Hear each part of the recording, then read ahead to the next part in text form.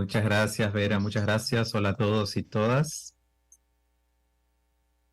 Muchas gracias por estar hoy aquí en este intercambio entre colegas y sobre todo amigos y amigas a quienes nos apasionan las mismas cosas. ¿Se escucha bien? ¿Sí? Sí, sí. Olá. Bien. Quiero agradecer de corazón a la profesora Marcia Mendonza y al grupo MELP por su invitación. De hecho, me invitaron a estar en persona, pero este año no pude acomodar mi agenda. Espero visitar la Unicampi muy pronto. Es una universidad líder en investigaciones sobre análisis del discurso y literacidad en nuestro continente, como bien saben. También quiero agradecer a Vera, que nos acompaña hoy para conversar sobre mi presentación.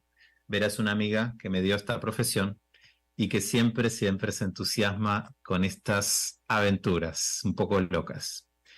Les cuento que hoy hablaré con ustedes en español, pero agregaré subtítulos generados por inteligencia artificial en portugués, portugués brasileño, para favorecer el acceso de todos y todas.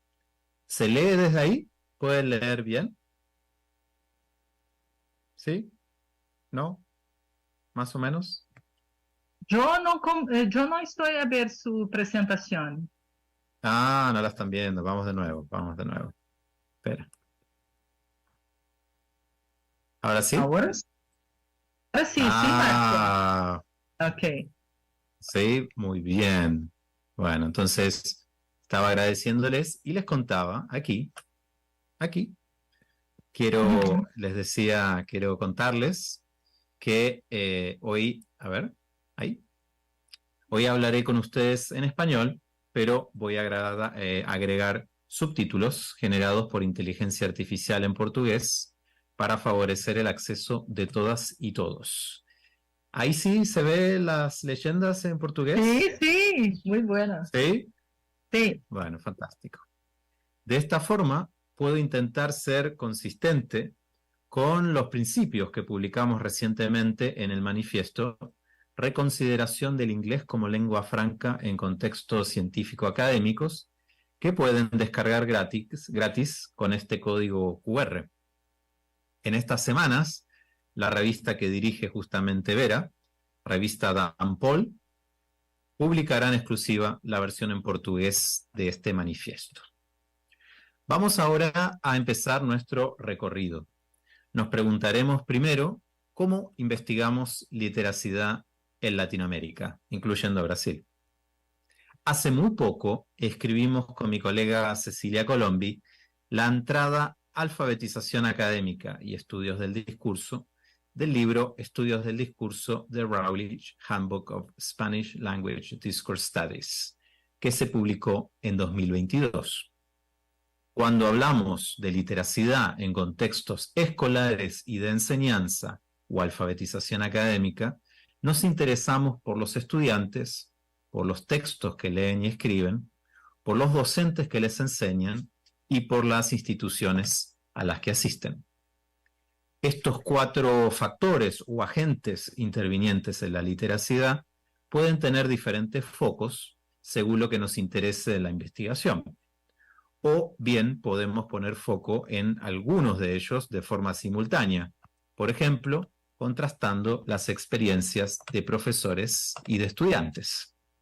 En el estudio que hicimos con Cecilia, propusimos que hay 6 formas de investigar la literacidad en Iberoamérica, incluyendo Brasil: productos, procesos, aprendizajes, prácticas, programas y enseñanza. Podemos primero comprender la lectura y la escritura como procesos de producción y comprensión de textos, o bien como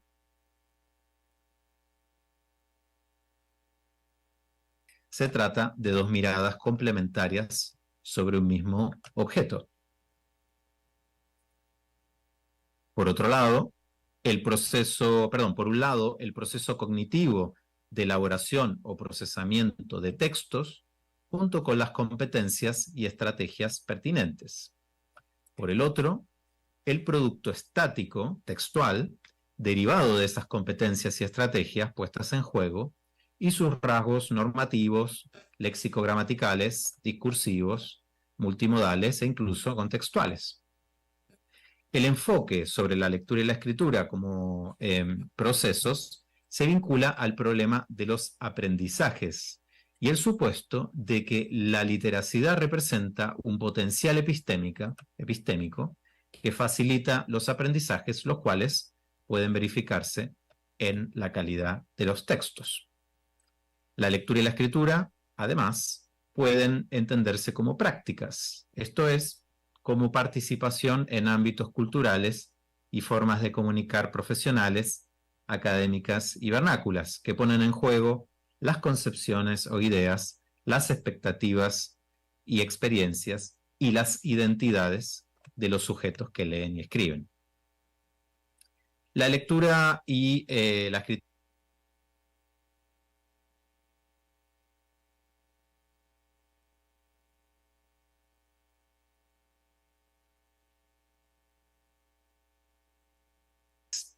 Esta perspectiva abarca tanto descripción y medición de impacto de dispositivos curriculares de enseñanza, como perspectivas más críticas sobre aspectos de acceso, permanencia y egreso universitarios. Finalmente, si corremos el foco a los docentes en aula, la lectura y la escritura también pueden entenderse como enseñanza. La investigación se desplaza a teorías didácticas, técnicas y estrategias de enseñanza, criterios y métodos de evaluación y retroalimentación, secuencias didácticas y experiencias de enseñanza. ¿Vamos bien hasta ahí? ¿Se escucha bien? ¿Sí? ¿Se leen los subtítulos?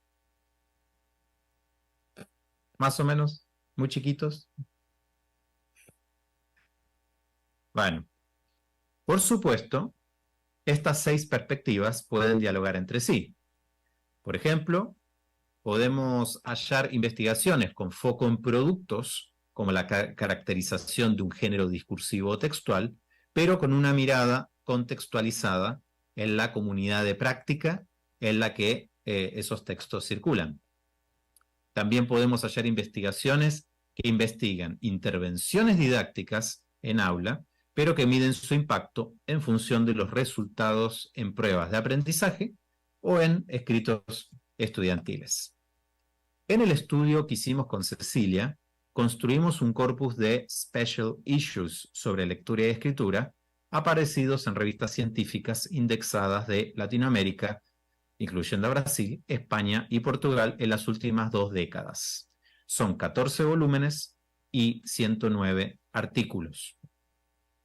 La perspectiva predominante, lo que más investigamos, es sobre lectura y escritura como prácticas, 34,9%, y como enseñanza, 22%. Es decir, con un interés por las perspectivas y formas de participación de los actores educativos, tanto estudiantes como docentes. La distinción por países arroja algunos contrastes de interés. Los autores de filiación argentina, chilena y colombiana se interesan mayoritariamente por prácticas letradas y programas institucionales. Sin embargo, los argentinos también se interesan por productos textuales, los chilenos combinan interés por productos y enseñanzas, los colombianos prefieren investigar la enseñanza, y las y los brasileros prefieren prácticas, textos y enseñanzas. Por su lado, los autores de filiación mexicana estudian textos y procesos, y los españoles se dedican mayoritariamente a la investigación de las prácticas. Entonces, nos interesa en particular la lectura y la escritura en contextos escolares y académicos como prácticas, con foco en formas de participación y concepciones sobre literacidad. Además, nos interesa la lectura y escritura en relación con cómo enseñamos y formamos estudiantes, y en el caso de investigaciones con base en Brasil, Argentina y Chile, también nos interesa bastante cómo son los textos y géneros discursivos que se leen y que se escriben. Pero lo que nos interesa mucho menos es cómo esas prácticas, formas de enseñanza y clases de textos varían a lo largo del tiempo, a lo largo de las trayectorias formativas. Y esto es importante en un contexto en el que cada vez más entendemos que la lectura y la escritura son prácticas situadas con distintas demandas e intereses según la etapa formativa y vital en que nos encontremos. No podemos conceptualizar a la lectura y la escritura en la universidad, a las experiencias, ideas e identidades de estudiantes, a sus textos y vínculos con la academia, a los géneros discursivos predominantes como una foto estática o como un catálogo que no cambia ni se negocia a lo largo del tiempo. Aquí vemos una extraordinaria metáfora visual para esa trayectoria y ese cambio. Muchas veces son trayectorias llenas de miedo y de peligro, en la pluma de Sol Díaz, una ilustradora chilena que trabajó en uno de nuestros proyectos recientemente y que es muy famosa aquí en Chile. En términos más generales, como ustedes pueden ver en estos dos libros recientes, un nicho de investigación muy prometedor es comprender mejor cómo se desarrolla y cambia la lectura y la escritura a lo largo de la vida. Entonces, ahora conversaremos sobre algunos resultados de investigación, tanto cualitativos como cuantitativos, que nos permitirán entender mejor qué les pasa a las y los estudiantes con la literacidad a lo largo de distintas etapas. ¿Estamos bien? ¿Hasta ahí? ¿Sí? Sí. Bien. Vamos a entrar ahora entonces a otra investigación, ¿sí? En particular, quiero que nos preguntemos cómo cambian las concepciones y las experiencias letradas de las y los estudiantes a lo largo de la formación universitaria. Entonces, primero, vamos a explorar cómo cambian las concepciones letradas a lo largo de esa formación universitaria. Este es un estudio de tipo cuantitativo que se publicó en Colombia en 2019 en una revista muy importante y que pueden descargar gratuitamente y en español con ese código QR. Escribimos este artículo con una socióloga, Bárbara Mora. El interés de indagar sobre las ideas, sobre las concepciones, sobre literacidad en sentido amplio, es que lo que pensamos sobre literacidad, lo que pensamos sobre lectura y escritura, impacta en lo que hacemos cuando leemos y cuando escribimos. Por otro lado, hallar cambios en las ideas y concepciones según las etapas formativas, incluso dentro de una misma institución, de una misma universidad, podría servir de evidencia de procesos formativos y de enculturación universitaria y disciplinar. Nuestro muestreo estuvo compuesto por todos los estudiantes de todas las áreas y carreras en etapa de ingreso, lo que ven a la izquierda, en etapa de transición, que es tercer año, y en etapa de egreso, lo que ven a la derecha, los graduados de una universidad chilena estatal o federal tradicional metropolitana de investigación. Es importante hacer esta distinción entre ingreso, transición y egreso, porque nos permite pensar en que existen etapas distintas. La primera, ingreso, es la de estudiantes que aún no han pisado la universidad, así que operan con sus expectativas y proyecciones. Es su imaginación sobre lo que es la universidad.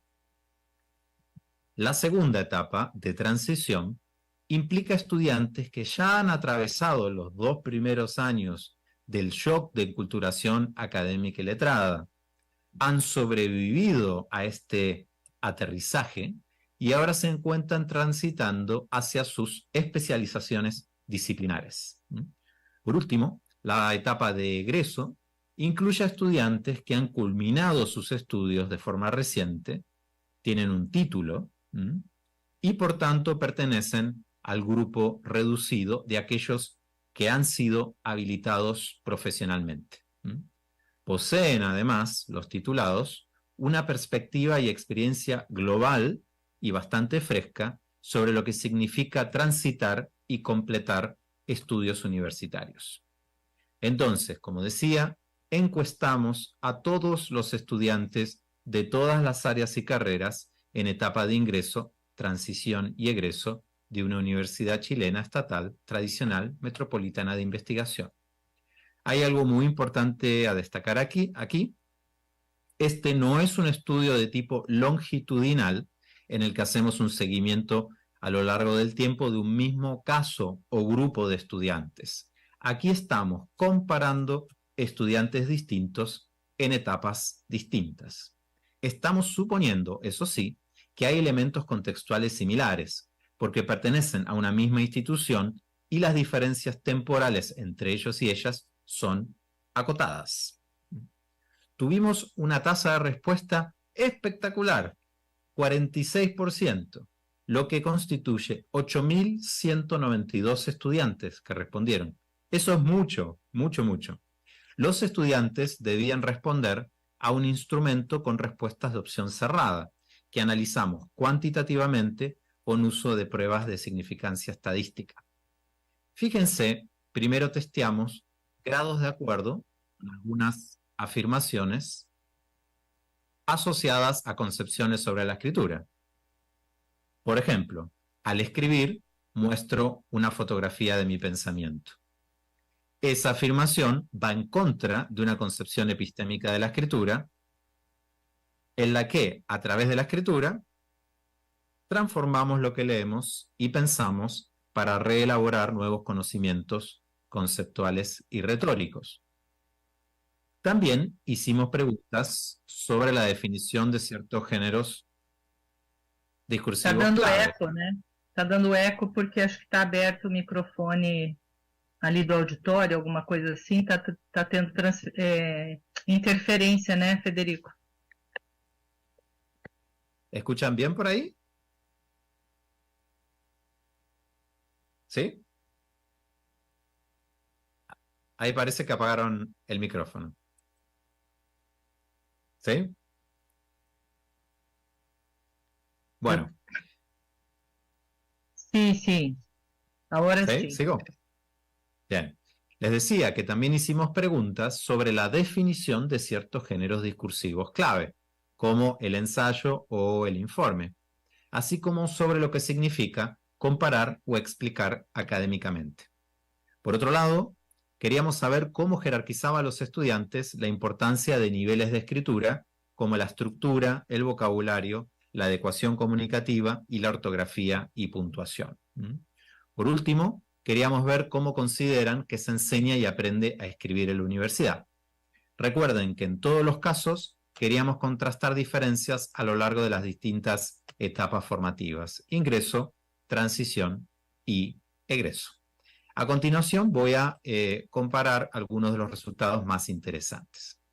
Respecto a concepciones, consultamos los grados de acuerdo con la afirmación para escribir necesito estar inspirado. Lo que encontramos con significancia estadística es que la inspiración deja gradualmente más lugar a otros componentes necesarios para escribir. Claro, la inspiración sigue teniendo una fuerte influencia en la mirada de los estudiantes universitarios, pero, y esto es muy interesante, hay un descenso gradual y sostenido en el grado de desacuerdo.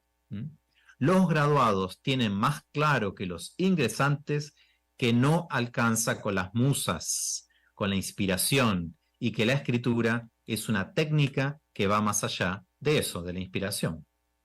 También preguntamos a los estudiantes qué es un ensayo. El problema con el ensayo es que nadie sabe qué es. Y nadie sabe qué es porque es muchas cosas bajo esa misma etiqueta. Sin embargo, a pesar de esta disparidad de definiciones para el género discursivo ensayo, encontramos un patrón sumamente interesante. Las opiniones propias de los estudiantes cobran gradualmente A medida que pasa el tiempo, mayor importancia. En contraste, los ingresantes, en su mayoría, consideran que hay que combinar datos, argumentos y opiniones. Esta opción combinada del ensayo pierde fuerza.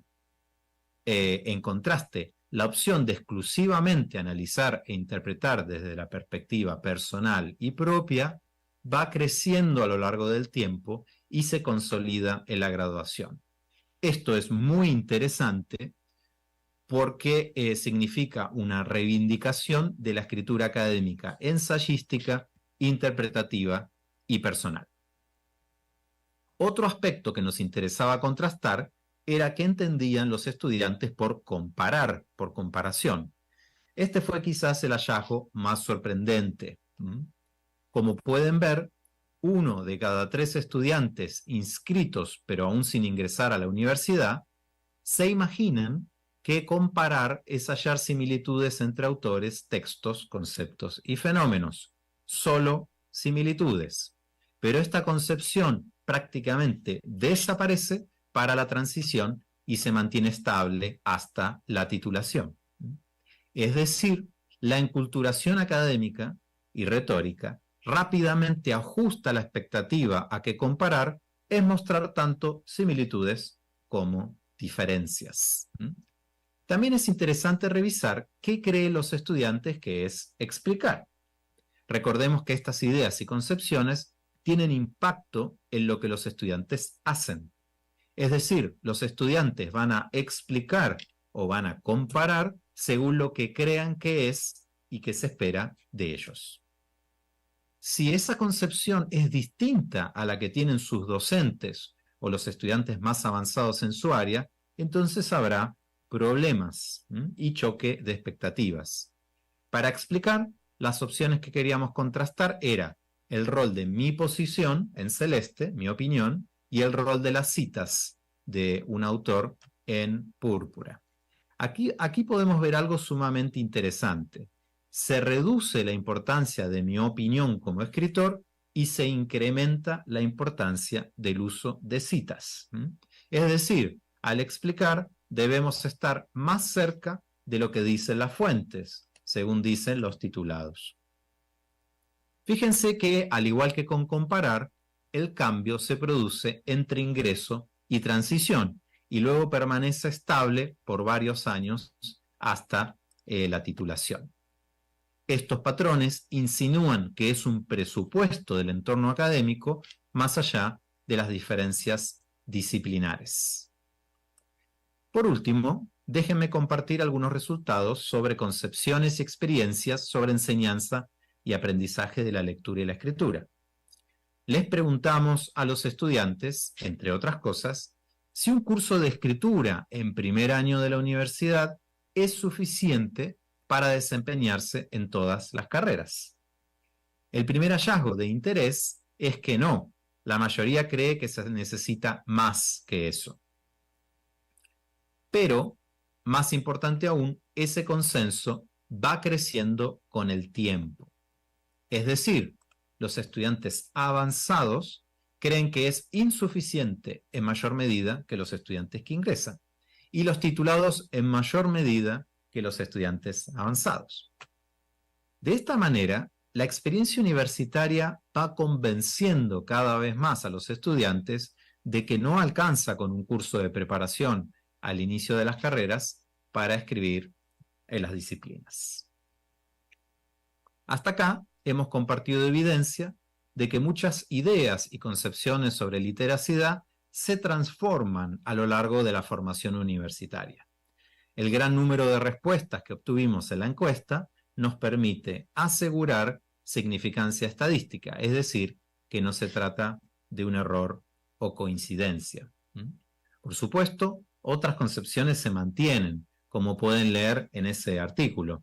Por ejemplo, todos los estudiantes en todas las etapas otorgan una gran importancia a la estructura, la adecuación comunicativa y la ortografía.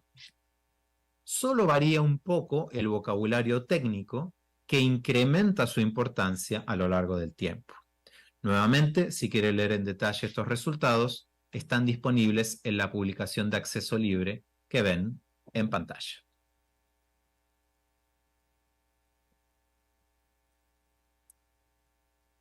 Pero esos resultados son de base cuantitativa.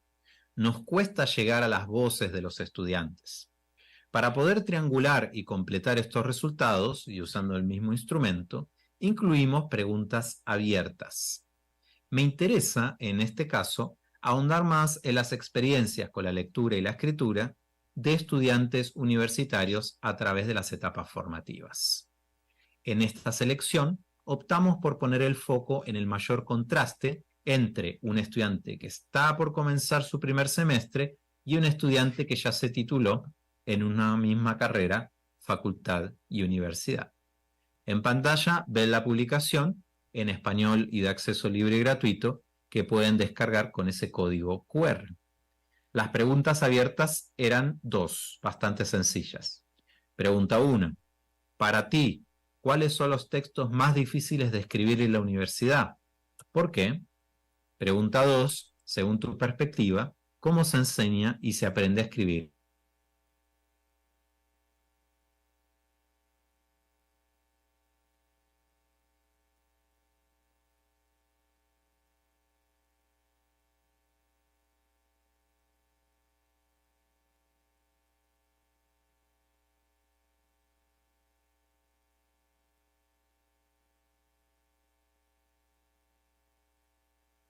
Tienen los estudiantes sobre enseñar y aprender escritura, porque esa es información importante para nosotros como profesores.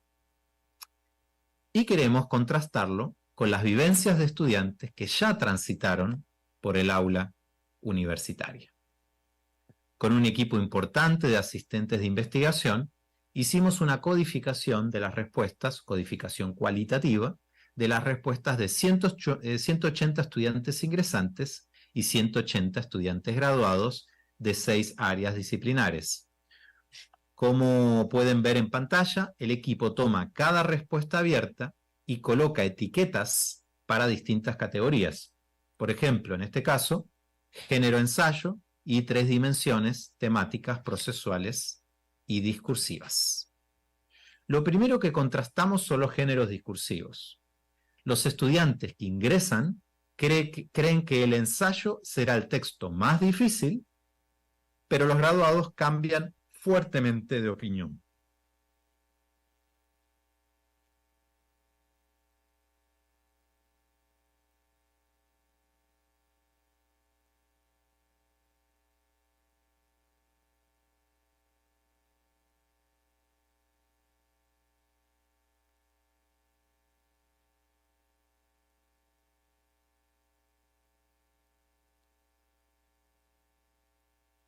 Grupo importante de textos, estable en alrededor del 20% de las menciones, que no se corresponde con las etiquetas clásicas.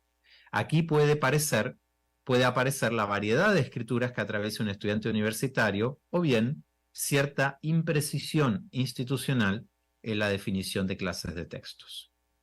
Al contrastar por carreras, encontramos que las expectativas de los ingresantes cambian menos en graduados en humanidades y ciencias sociales. Esto puede indicar que la escuela secundaria está más alineada con las escrituras de esas áreas, humanidades y ciencias sociales, pero olvida explorar los géneros de otros ámbitos, de ámbitos de las ingenierías, de las ciencias experimentales o de la salud. También nos preguntamos por las dimensiones que los estudiantes creen más difíciles al escribir. El primer hallazgo con mucho potencial pedagógico es que 2 de cada 3 menciones se vinculan a aspectos discursivos o procesuales. Definimos operativamente aspectos discursivos como aquellos vinculados a la progresión de las ideas en el texto, la estructura de los géneros, entre otros aspectos. Por su parte, definimos a los aspectos procesuales como aquellos referidos al propio proceso de escritura, tales como las etapas de acceso a la información científica, la planificación, la revisión, entre otros. ¿Por qué tiene potencial pedagógico? Lo tiene porque tanto ingresantes como graduados tienen una concepción de la escritura en donde la organización de las ideas, la construcción de argumentos, la revisión y la planificación, por ejemplo, son los aspectos más importantes. Y realmente lo son. Muestran así los estudiantes una concepción transaccional o epistémica de la escritura con la que podemos trabajar en aula. Más aún, el mayor contraste entre ingresantes y graduados es que estos últimos, los graduados, aumentan las menciones a los aspectos discursivos. Los graduados se dan cuenta lo difícil que es gestionar aspectos discursivos al escribir. Y esto no es un tema de ciencias sociales y humanidades, sino que es especialmente marcado en ciencias de la salud y en ingenierías. Tiene sentido, porque es consistente con la escritura de textos estructuralmente cada vez más complejos, como tesis y trabajos de investigación, que son los géneros que más mencionan los graduados. Finalmente, y estoy por terminar, codificamos y cuantificamos las menciones a formas de enseñanza y aprendizaje de la escritura. Y los resultados son muy tristes, son muy preocupantes. Los estudiantes, tanto los que ingresan como los que egresan, plantean que se aprende de forma solitaria y autogestionada. Las menciones a situaciones de enseñanza explícita rondan apenas el 20% y se reducen con el tiempo. De hecho, las menciones particulares de titulados dibujan un panorama sombrío en donde la escritura no está modelada por los profesores, sino que se desarrolla por ensayo y error. Creo que solamente aprendí haciendo. Básicamente se aprende bajo prueba y error. Prácticamente no se enseña y uno aprende a partir de los errores, dicen los estudiantes. Y no solo los graduados, sino que los ingresantes tienen la misma expectativa. Al ingresar piensa lo mismo. Por experiencia propia, se aprende en base a ensayo y error. Los comentarios de titulados son bien duros. Por lo menos yo avancé sola, sin ayuda. Esto no se aprende a lo largo de la carrera, pues los trabajos suelen ser acotados. La retroalimentación es mala, ya que se recibe una nota y a veces algunos comentarios de quien lo revisó. No es suficiente.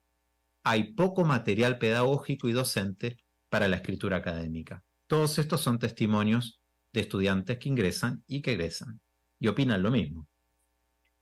Así se observa de manera persistente una queja clara y sistemática respecto de la ausencia de apoyo y retroalimentación para desarrollar la escritura a lo largo de la formación universitaria. Vuelvo a mostrarles aquí el enlace a nuestro trabajo, que tiene nada más y nada menos que 9 autores y que puede descargarse gratuitamente. Espero que les guste. Para concluir y cerrar, y así también abrir la conversación, me gustaría repasar algunas ideas. En Iberoamérica investigamos la escritura como práctica, como concepción, como texto y como enseñanza. Esto es interesante porque la escritura es compleja y es multidimensional. Pero todavía no hemos investigado a fondo cómo esas prácticas, concepciones, textos y enseñanzas cambian o no cambian a lo largo del tiempo. Mi identidad como escritor, mis intereses y demandas de escritura a lo largo de mi trayectoria escolar, las clases de textos que leo y escribo, o mis perspectivas sobre la escritura, van cambiando de una etapa a otra, incluso dentro de una misma carrera universitaria. Y esta variación, la dimensión a través de las etapas formativas, es muy importante para entender cómo funciona la lectura y la escritura en contextos escolares. Hoy vimos evidencias significativas de esos contrastes y diferencias. Vimos que los estudiantes ingresan a la universidad con ciertas expectativas, muchas veces ocultas o implícitas, que pueden chocar, entrar en conflicto con nuestras expectativas como docentes y que tienen efectos en cómo se escribe, aprende y evalúa. Eso no lo estudiamos acá, sino que ya lo sabíamos de antes.